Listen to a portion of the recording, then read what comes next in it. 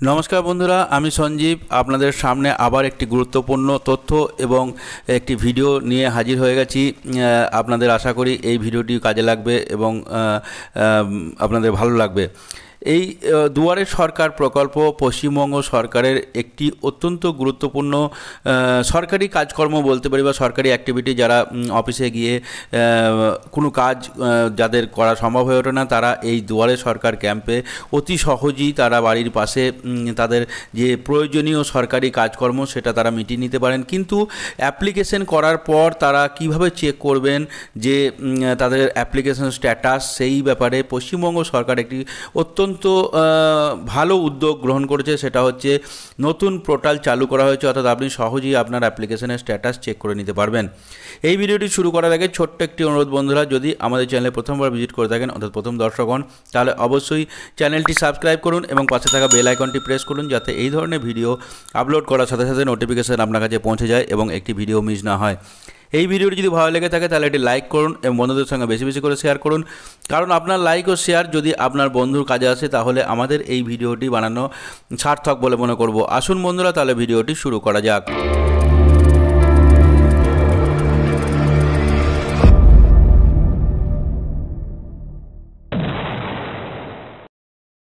নতুন পোর্টাল চালু, দুয়ারে সরকার ক্যাম্পে আবেদন, সমস্ত প্রকল্পের স্ট্যাটাস চেক করুন অনলাইনে। দুয়ারে সরকার ক্যাম্পে আবেদন করেছেন যে কোনো প্রকল্পে, তাহলে এখন অনলাইনে দেখে নিন আপনার আবেদনের কি অ্যাপ্রুভ হয়েছে নাকি পেন্ডিং রয়েছে। রাজ্য সরকারের তরফ থেকে নতুন একটি পোর্টাল চালু করা হলো, যেখানে বলা হয়েছে যে কোনো প্রকল্পের স্ট্যাটাস চেক করতে পারবেন অনলাইনে, বাড়িতে বসে, এবং শুধু বাড়িতে বসে না, আপনার মোবাইল ফোন দিয়েই সেটা করতে পারবেন।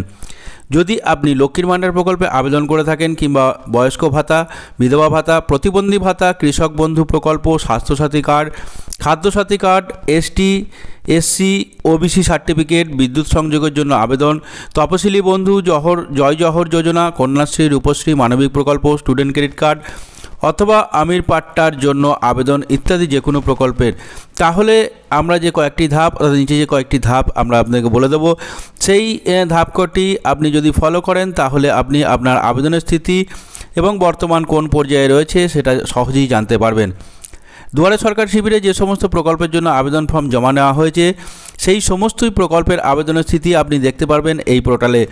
এর জন্য দরকার পড়বে শুধুমাত্র আবেদন করার সময় দেওয়া রেজিস্টার মোবাইল নাম্বারটি।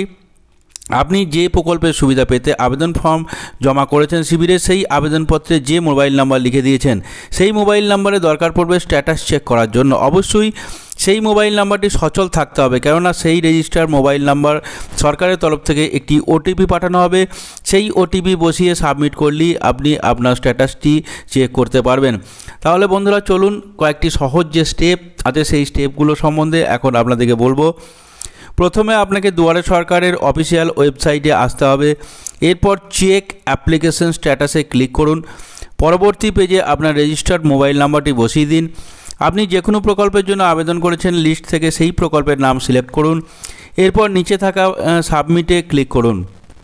আপনার রেজিস্টার মোবাইল নাম্বারে ওটিপি আসবে, তা উল্লেখ করে সাবমিটে ক্লিক করুন। আপনার সামনে আপনার আবেদনের স্থিতি চলে আসবে, এরপর দেখে নিন আপনার আবেদন অ্যাপ্রুভ হয়েছে নাকি পেন্ডিং রয়েছে। তো বন্ধুরা, যারা বাড়িতে বসে চেক করবেন, এই ভিডিওটি যদি স্টেপগুলি মনে না থাকে তাহলে পজ করে করে আপনারা এই স্টেপটি ফলো করে আপনি আপনার আবেদন সহজেই চেক করে নিতে পারবেন। তো আজ এই পর্যন্তই, এবং এই ভিডিওটি আপনাদের কেমন লাগলো এই ভিডিও কমেন্ট বক্সে অবশ্যই কমেন্ট করবেন। আজ এখানেই শেষ করছি। নমস্কার, জয় হিন্দ।